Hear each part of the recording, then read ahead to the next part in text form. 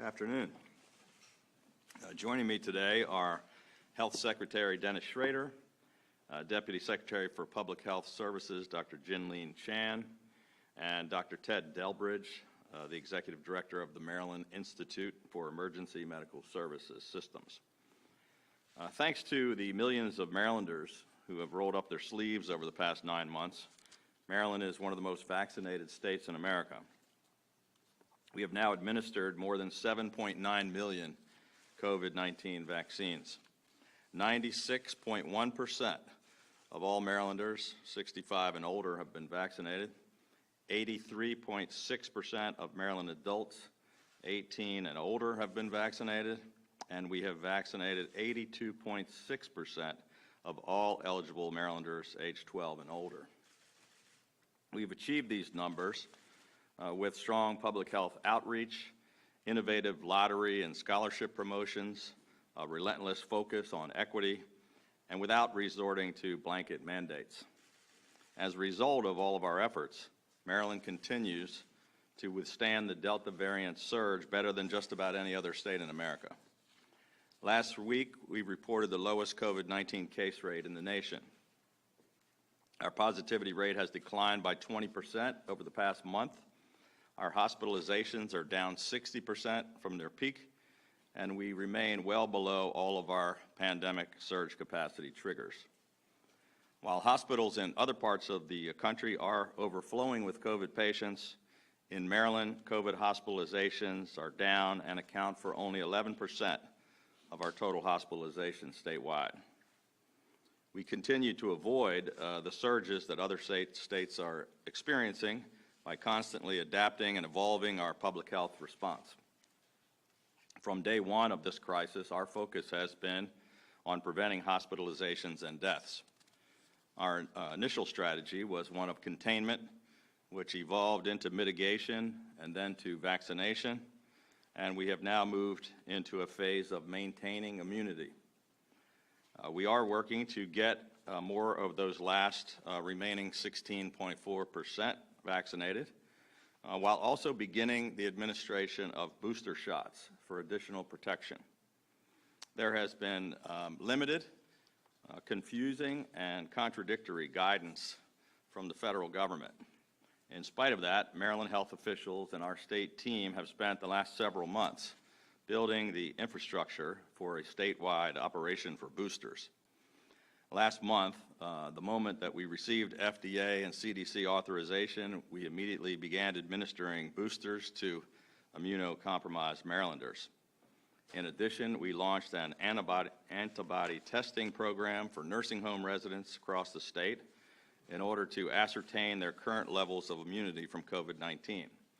This pilot program, which was the first of its kind in the country, found that more than 60% of the nursing home residents tested demonstrated some form of waning or weakened immunity and showed that as many as 1 in 3 were particularly vulnerable.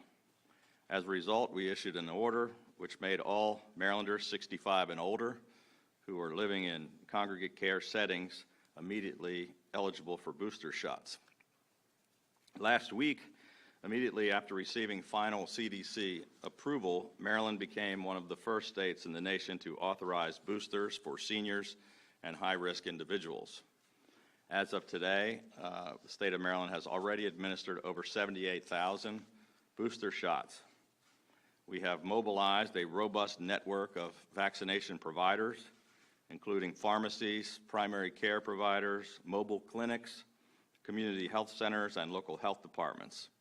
And we have both the supply and the capacity to provide a booster shot to anyone who needs one.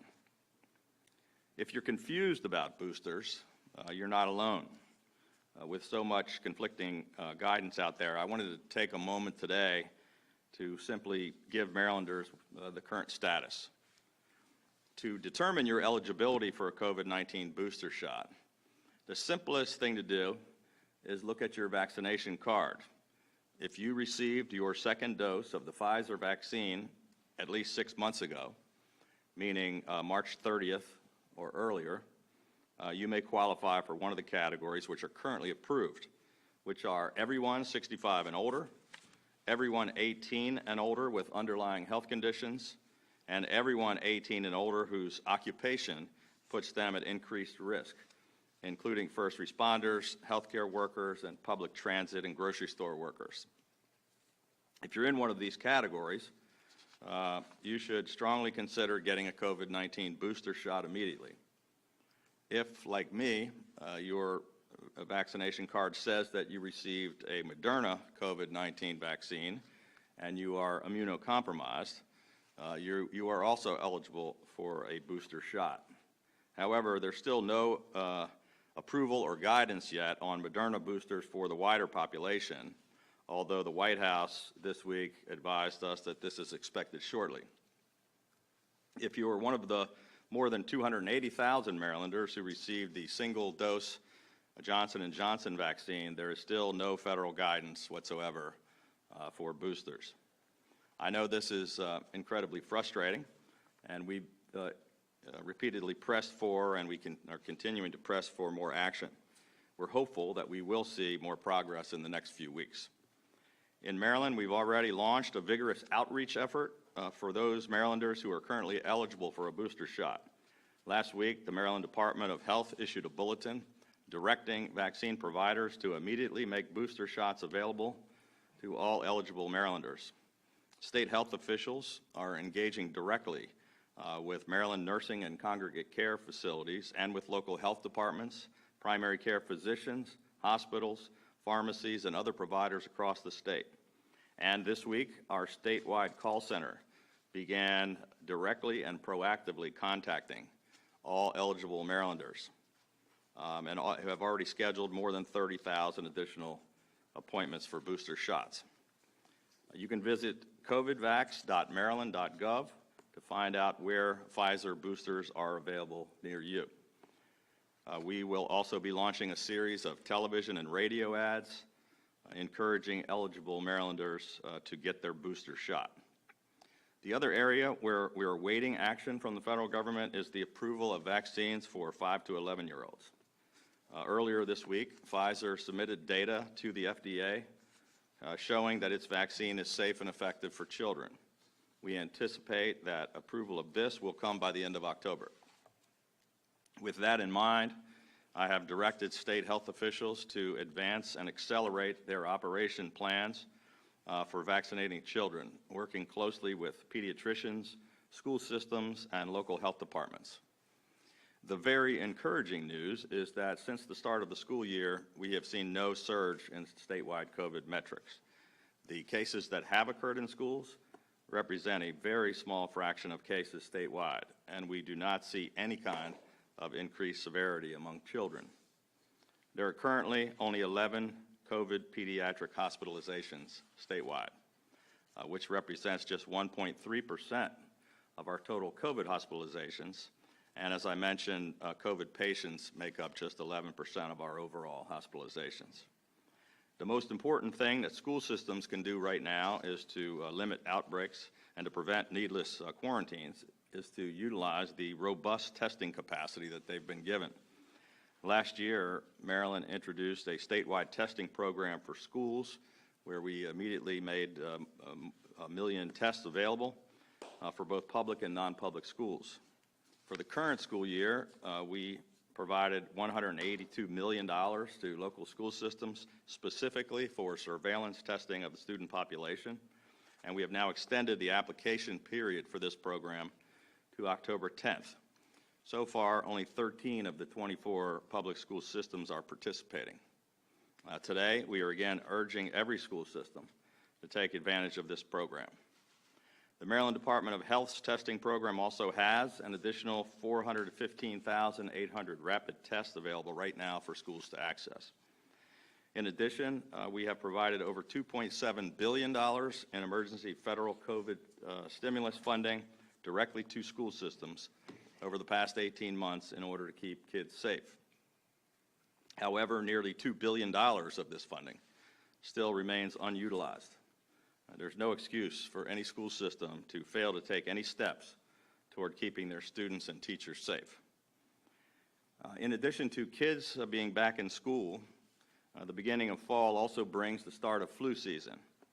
This year, we're actively monitoring the flu in addition to all of our COVID metrics. Hospitals are facing issues of staffing shortages.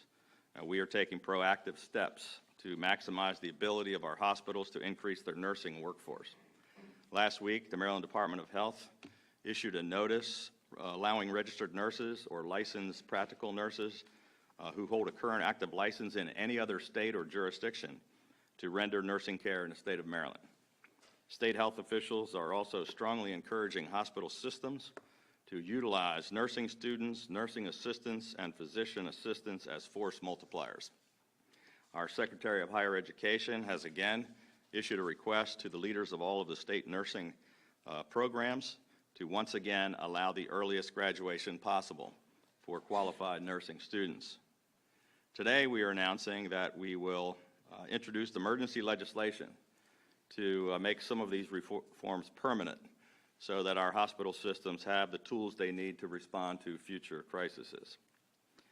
Lastly, while nothing is more effective at saving lives than the vaccines, a very effective clinical treatment, monoclonal antibody therapy, the state of Maryland has an abundant supply of this treatment, and state health officials strongly recommend the use of monoclonal antibodies for COVID-positive individuals.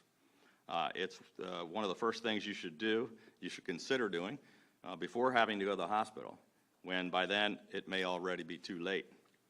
These treatments are available at more than 80 facilities statewide, and accessing them is as simple as talking to your healthcare provider. More information is available right now on monoclonal antibodies at covidlink.maryland.gov. We've already administered more than 13,000 of these antibody treatments, which have helped us avoid approximately 600 hospitalizations and more than 250 deaths.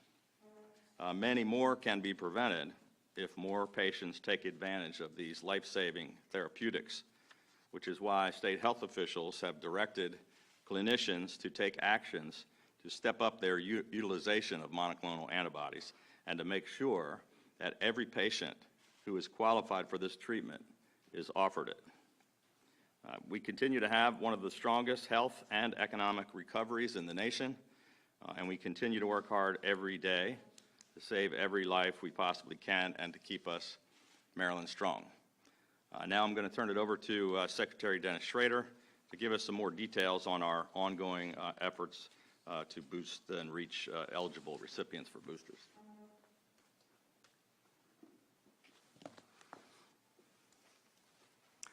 Thank you, Governor. Good afternoon, everyone. We've been preparing to provide Marylanders with COVID-19 booster shots, and welcomed the news from CDC last Friday. We've also been calling on the federal government to recommend booster shots for some time and fully support this critical step to further keep Marylanders safe. Throughout this pandemic, we've been clear and concise and want Marylanders to know exactly who is now eligible for a Pfizer COVID-19 booster and where they can get one.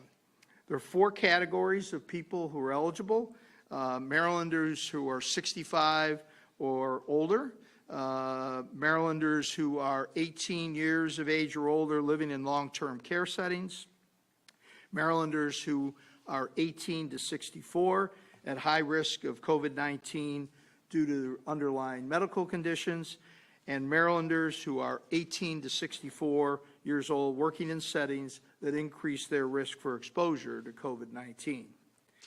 The only other eligibility requirement is that 6 months needs to have passed since you completed a full 2-dose Pfizer COVID-19 vaccine series. In other words, you are eligible 6 months after your second Pfizer shot. At the moment, there are approximately 500,000 Marylanders who are now eligible for a Pfizer booster shot. We currently have an ample supply of more than 1 million Pfizer doses across the state. Eligible Marylanders can get a Pfizer booster shot at one of hundreds of locations in our robust network across the state, including pharmacies, local health departments, primary care physicians, hospitals, mobile vaccination clinics, and elsewhere. We've updated our covidlink.maryland.gov so that you can search where a Pfizer vaccine is available near you and make an appointment, if necessary, with a provider. All COVID-19 vaccine providers in the state have received the Department of Health's bulletin that provides them with clear guidance, including that anyone who asks for a booster shot simply needs to self-attest that they are eligible and that no provider should turn anyone away. As the governor mentioned, the MD GoVax call center will reach out to all Marylanders who are now eligible. On Tuesday, we began calling Marylanders, and yesterday we started sending texts in both English and Spanish. If called, you'll be greeted with a message explaining that you are eligible for a booster and are then given an option to speak to an agent to schedule an appointment or defer. If we reach someone's voicemail, we leave a message explaining their booster eligibility, and we provide information to call us back.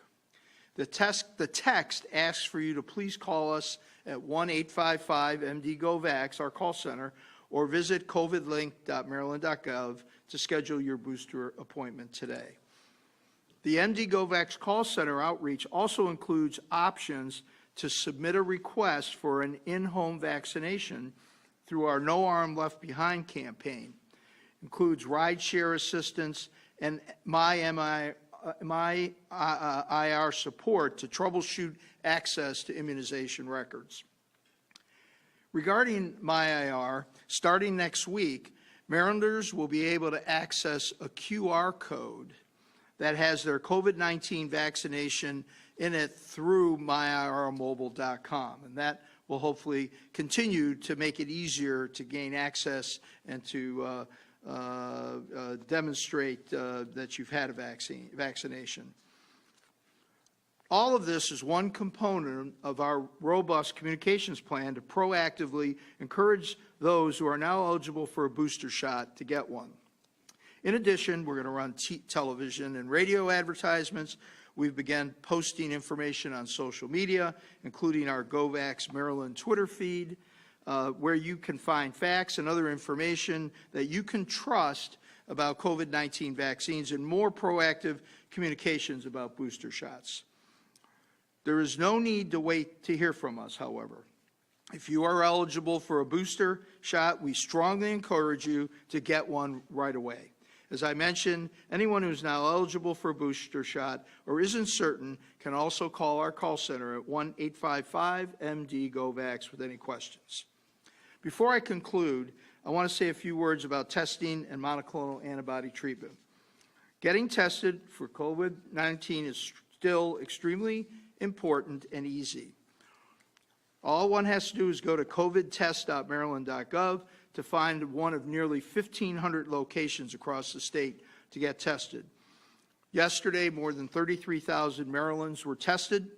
We encourage anyone who has COVID-like symptoms to get tested right away. Depending on where you get tested and which test you get, you could receive your results immediately through a rapid test or receive your laboratory results within 48 hours from most labs. If you test positive, monoclonal antibody treatment is a critical and life-saving tool that is available at no cost to providers or patients across the state. We are encouraging Marylanders who test positive for COVID-19 or have been exposed to someone with COVID to ask their physician about monoclonal antibodies or go to one of the more than 70 facilities across Maryland that are administering the treatment. Simultaneously, we have renewed our call to physicians to strongly encourage offering monoclonal antibody treatment to patients upon request to prescribe them accordingly. We have a form that we have sent to all providers to complete if a patient could benefit from monoclonal antibody treatment. This form could be sent to the infusion site with the closest proximity to the patient. Providers can also find this form at coronavirus.maryland.gov under resources. To date, as we heard, more than 13,000 doses have been administered in the state, and we have sufficient supply of monoclonal antibodies on hand today. Finally, if you are now eligible for a booster shot, please get one. If you are unvaccinated, please get vaccinated. I'll stop there, and I'm going to turn it over to my colleague, Dr. Ted Delbridge, for additional remarks.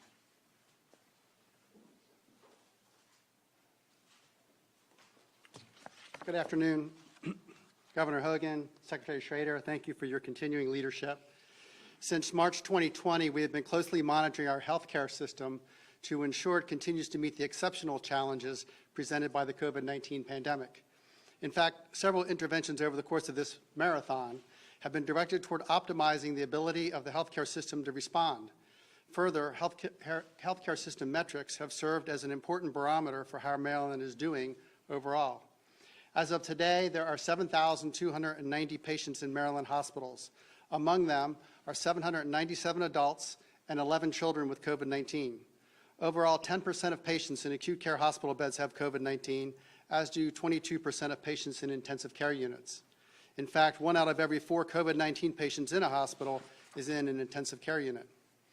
Some metrics are reassuring. The number of COVID-19 patients in Maryland hospitals has remained stable over the past 3 weeks. We hope that signals a peak in the current COVID-19 surge. We are particularly focused on the number of children requiring hospitalization. While any child in a hospital is a concern, the daily hospital census for children with COVID-19 has also remained stable. However, we must not stand down. There are several important distinctions between what we have already experienced and what's to come. Rural hospitals are being disproportionately affected by coronavirus. The hospitals with the highest numbers of COVID-19 patients serve the Eastern Shore and parts of the Western state, where a lower proportion of residents have sought vaccination. And undoubtedly, that's no coincidence. Across the state, hospital emergency departments are busy.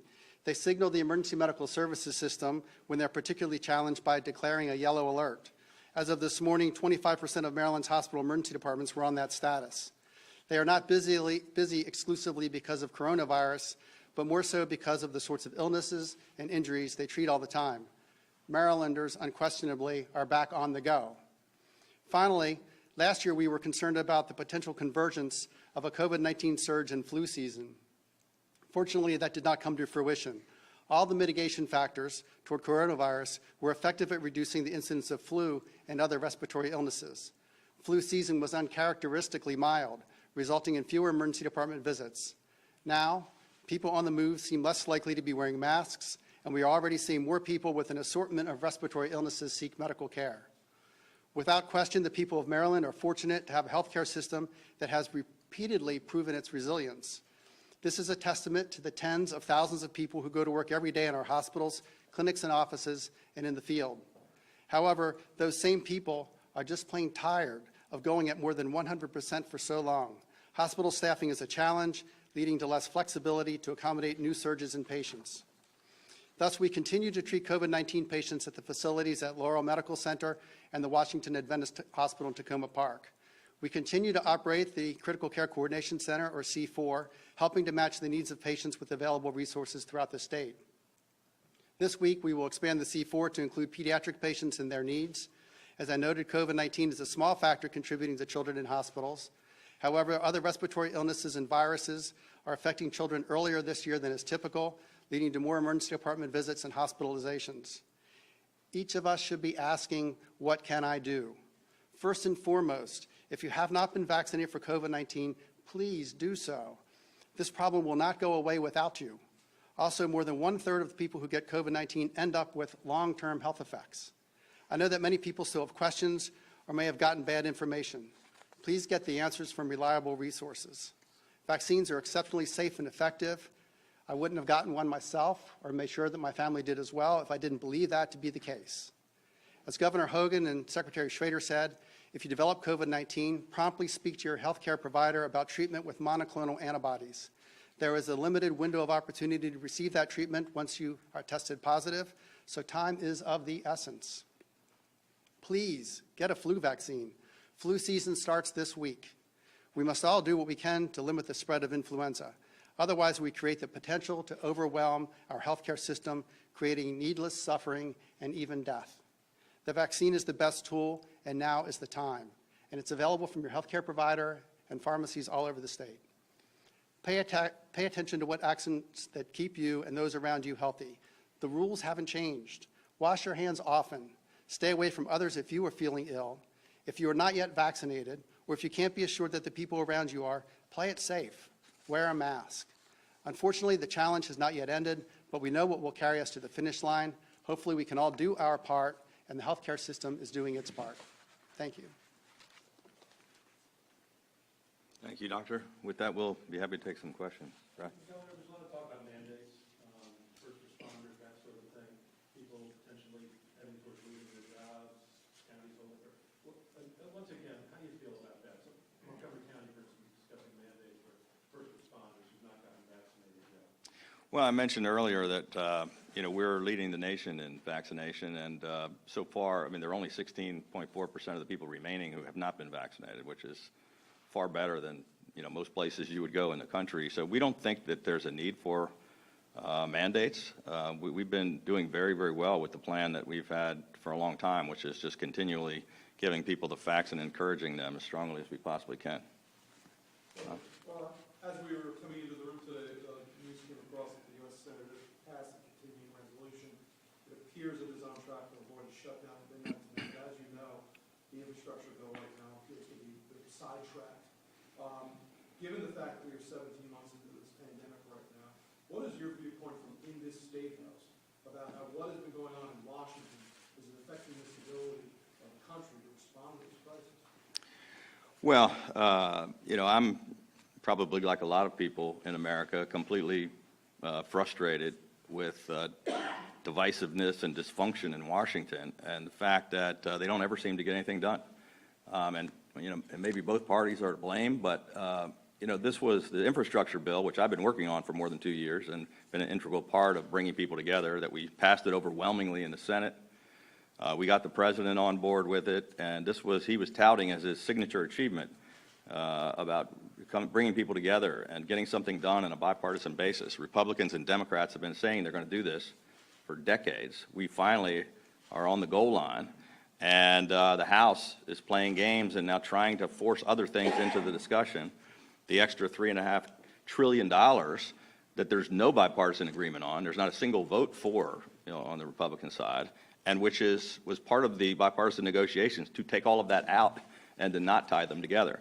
So, it's frustrating. The leadership in the House is about ready to blow up both of these deals. You may end up with nothing, which would be a real shame. And quite frankly, it's not just a failure of leadership in the House. It's if the president really wanted to get this done, he would tell the leaders of the House to pass his bipartisan infrastructure bill and stop playing games with all these other things. So, yeah, very frustrated with Washington. Have been for a long time, but probably never more so than today. Governor Hogan, an on-topic caveat to being frustrated with Washington. You made it clear you're frustrated with conflicting and confusing messages from different federal agencies. But it appears that even your message and their message isn't making it down from the C-suite level of private pharmacy chains and grocery store chains to the store counters. For example, the CDC ACIP recommendation came on the 24th. You immediately authorized boosters. And yet that day, for the next several days, I heard from people who knew they were eligible and were turned away and said, nope, you're not. It took Giant Pharmacy until the 27th to say, hey, we have boosters. What are you doing? And many of their websites and their interfaces still don't reflect who is eligible and why. What is your recommendation? What's your advice to Marylanders who know they're eligible? Do they put a video of you on their phone and bring it to the counter and say, the governor said I'm eligible? What should they do? Well, we're going to take action against anybody who fails to provide a booster shot to somebody who's eligible. No question about that. But yes, it's very frustrating. It's not just my frustration. All 50 governors are on the call with the White House every week, and every one of them is expressing tremendous frustration that they'll say one thing one day and the complete opposite the next day, that they give conflicting information from the White House and the CDC and the FDA, that is constantly changing. And we understand there's a lot going on, but they've got to be more clear in their messaging. The reason I had the press conference today, although we didn't announce a whole lot of actions, is mostly just to provide some clear guidance, because people are confused out there. But we again reiterated today that providers need to provide the boosters to anyone who's eligible. They can go on the website. We're contacting every single person who is eligible, is getting multiple phone calls and text messages, and we'll make sure that they get that booster vaccine, and if we find someone who's not providing them, then we'll try to address it from the health department. But we were on a Zoom call with all of our team today, and Dr. Robert Redfield, who's one of our advisors, said he's already been called 4 times by the Maryland Department of Health, the automatic thing, our system that's calling out because he's eligible for a booster and hadn't got it yet. One more clarification on who's eligible. Because early on when vaccines came out, specifically teachers, specifically firefighters. Now it's if you feel your job puts you at risk. Yeah. Is that an open-ended thing? It was a mistake, and I think that's one of the things we're asking them to clarify. I also, they keep telling us that we're going to get more definitive answers and a broadening of the categories, and hopefully within 2 weeks, perhaps Moderna, and perhaps within 4 weeks we get the approval on children that are younger. But I just can't speak for why, Do you think it is just those who are inoculated, just that list? Well, I can only go by what they put out, and it's unclear. So we're trying to be as aggressive as possible. If someone feels they're in one of those categories, we're going to try to get them a booster shot. Governor, you mentioned pending legislation for the coming session regarding helping reduce staffing shortages based on the orders that have already been issued. What are you interested in seeing continue and why? What do you see this working? Well, so under a state of emergency, I had the power to change all of those laws, and the state health department has the power to put in orders. But they're short-term in nature, and they're only for that current emergency. And some of these we found would be really helpful going forward, and we, of course, need the legislature's concurrence. And so we'll likely be submitting that emergency legislation on the first day of session, or if there's a special session before that, we'll probably do it the first day of that. Governor, in regards to the news yesterday about the comptroller saying we have $2.5 billion in funding, a surplus essentially, what should the state do with that money? Should we pump the brakes on spending it? Should we spend it, put it in the bank? What do you think? Well, I think we'll be making some determinations about that shortly, but we don't want to spend it all. Look, when I ran for governor, there was a $5.1 trillion deficit.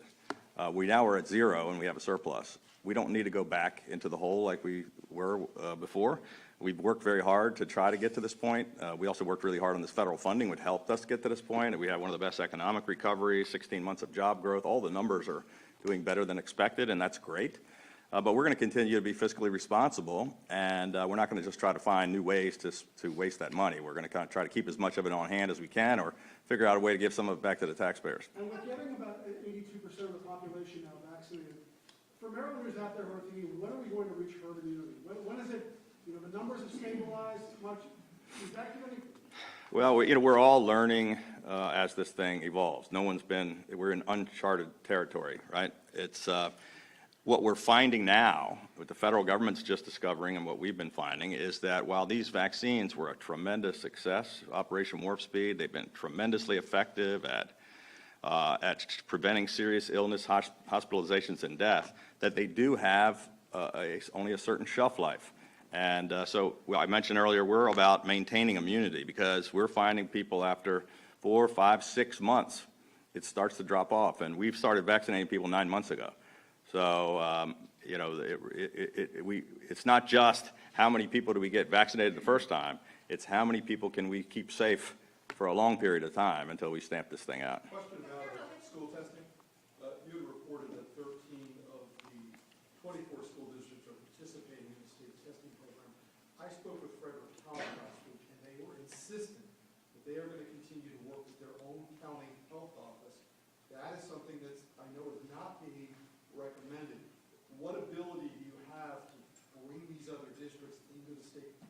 Well, it's an optional program. We just want to make sure they're doing robust testing, and if a local health department has the capacity and is doing a good job, we don't necessarily want to upset the apple cart. But we had some of our local leaders saying they didn't have the ability to do testing, and we've had unlimited amounts of testing and money available, and we keep repeatedly telling them that. So if people are not comfortable with where they are on testing, then they should get more involved and help. But if they have a good program at the county, it's perfectly acceptable. We just want to make sure that the kids are safe and that we're checking to see if anybody's getting infected. Governor Hogan, you've expressed a reluctance to do broader vaccination mandates for more populations.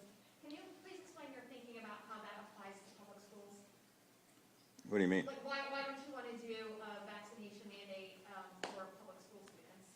Well, right now, students can't get vaccinations, and we've done 82% of all the ones who are eligible, but a lot of the kids are not approved by the federal government. We also, I just mentioned that because we've done so many that we haven't found the need for it, but we couldn't mandate, even if we wanted to, that kids get vaccinated when they're not allowed to get vaccinated. Hey, Governor, you mentioned the expansion of the My IRA program.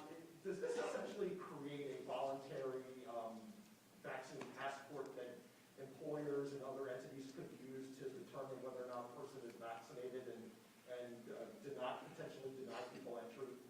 No, I think it's just another way for people to have the convenience of being able to, to show that they have it, but we're not looking at any kind of vaccine passport. Can I ask a question? Thank you, Teresa. I have one off-topic questions about SNAP funding. Did you or your administration submit a waiver request to the USDA, and did it reflect the medical situation to warrant continued emergency SNAP funding? Why or why not? The program has ended at the federal level. That's a question better directed to the president or the congressional delegation rather than us. We didn't make the decision. But we did add more state money to the SNAP program. I know early on, I'm not sure how many states did that, but we provided additional funding over and above what the federal program did. Thank you. Thank you. Thank you. Thank you, Governor.